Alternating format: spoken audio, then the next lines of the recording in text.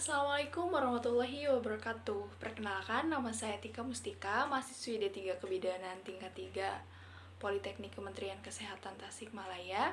Di video kali ini saya akan menjelaskan tentang isi makalah dari tugas Bahasa Indonesia pertemuan ke-12 yang berjudul Kondisi Maternal Neonatal yang Beresiko Kegawat Daruratan tentang anemia dalam kehamilan. Sebelumnya, apa sih anemia itu? Anemia merupakan kondisi berkurangnya sel darah merah atau eritrosit dalam sirkulasi darah atau massa hemoglobin sehingga tidak mampu memenuhi fungsinya sebagai pembawa oksigen ke seluruh jaringan. Nah, sedangkan apa sih anemia dalam kehamilan itu? Anemia dalam kehamilan merupakan suatu kondisi di mana kadar Hb pada ibu hamil kurang dari 11 gram persen pada trimester 1 dan 3, sedangkan pada trimester 2 kadar Hb kurang dari 10,5 gram persen, menurut Reni Yuliasuti 2018. Kemudian, apa sih patofisiologi dari anemia dalam kehamilan ini?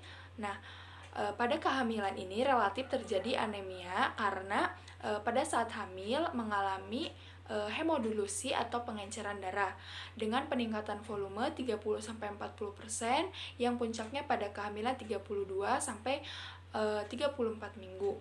Jumlah peningkatan sel darah 18% sampai 30% dan hemoglobin sekitar 19% menurut Manuaba 2010. Kemudian, apa sih tanda dan gejala anemia dalam kehamilan ini? Nah, biasanya penderita akan mengeluh seperti lemah, lesu, cepat lelah, telinga mendenging, mata berkunang-kunang, kaki terasa dingin, dan sesak napas. Dan pada saat pemeriksaan, biasanya akan tampak pucat di bagian konjungtiva, mukosa mulut, telapak tangan, dan jaringan di bawah kuku, menurut Bakta 2009 dalam Reni Yuliasuti 2018. Kemudian ada derajat-derajat anemia. Derajat anemia menurut WHO. Seseorang atau ibu hamil dikatakan anemia ringan sekali apabila kadar Hb 10 gram persen sampai dengan batas normal. Dikatakan anemia ringan apabila kadar Hb 8 sampai dengan 9,9 gram persen. Dikatakan anemia sedang apabila kadar Hb 6 sampai dengan 7,9 gram persen. Dan dikatakan anemia berat apabila kadar Hb kurang dari 5 gram persen. Kemudian ada derajat anemia menurut Depkes RI atau Departemen Kesehatan Republik Indonesia 2009.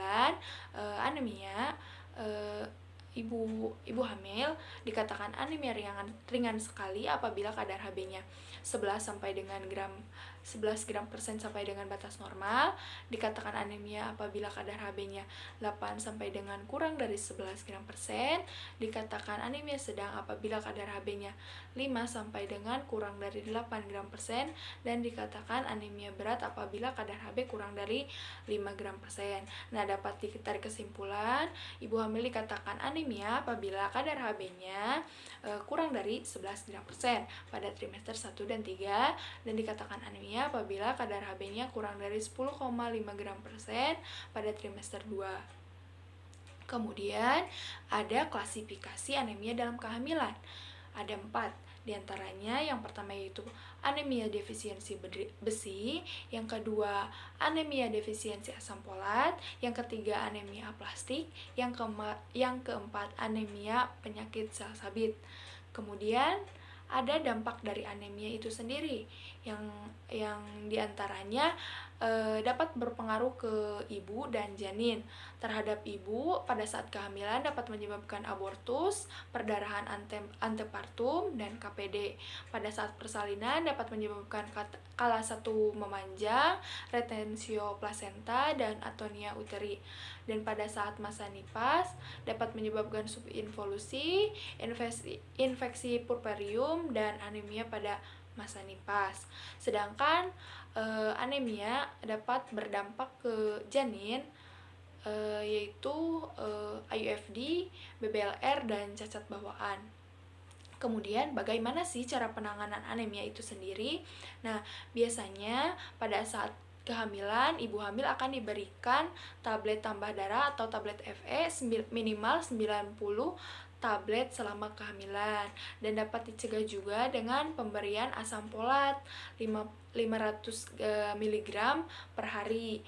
Kemudian tenaga kesehatan juga dapat memberikan konseling tentang makanan yang bergizi, khususnya makanan yang mengandung zat besi seperti daging merah, ayam, brokoli, kacang merah, kacang tanah, roti gandum, sereal, kemudian mentimun dan tomat. Mungkin itu yang bisa dapat mengurangi atau mencegah anemia. Nah, mungkin itu saja yang dapat saya sampaikan di video kali ini. Kurang lebihnya mohon maaf. Wabillahi taufiq wal hidayah. Wassalamualaikum warahmatullahi wabarakatuh.